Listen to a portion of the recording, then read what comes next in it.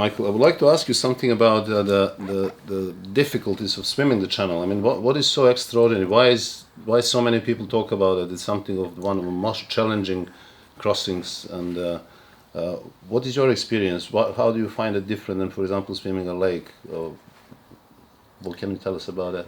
The channel is everybody's dream. It's the icon. It's what they want to achieve. In theory, it's no different to anything else. In practice, it is so different that it is really a challenge. There are 100 reasons why people don't swim the channel.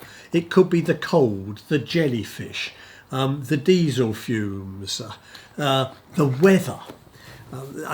Here we are sitting here today at this interview, and you're worried about the light. Yes. Well, I know that as we speak now, we've got someone who's come over, I think probably from Uruguay, and they're getting extremely agitated because they've been here a week and it's been blowing a gale and they can't get in the water.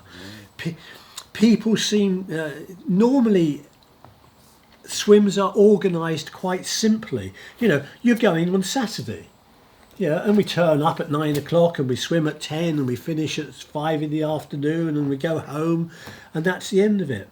You can turn up any time you like at Dover and you're not going to go anywhere.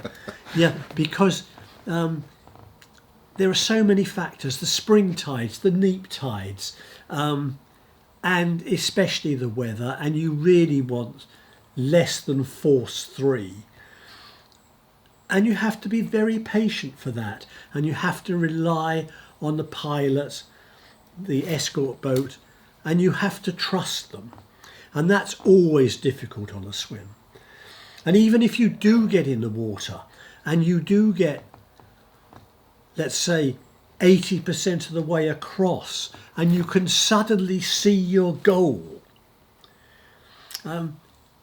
you think you're home and dry, but that's not the case, because that's at the very point where you meet the tide in France, which actually pushes you away from the Cape.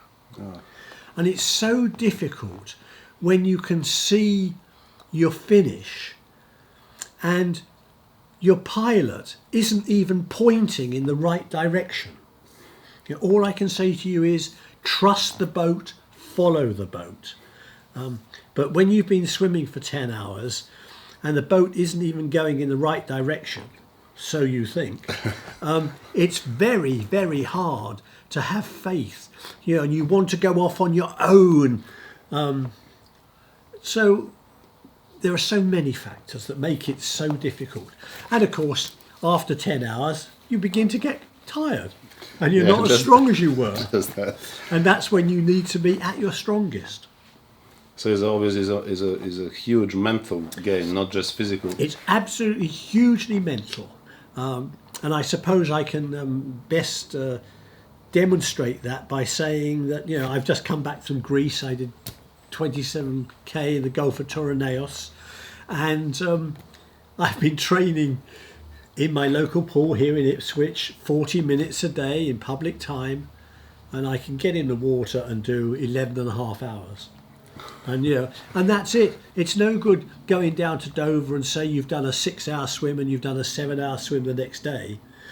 You're going to have to do a 12, 14, 16, 18, 20-hour swim on one day, and you've just got to keep putting one arm in front of the other until you hit dry land the other side.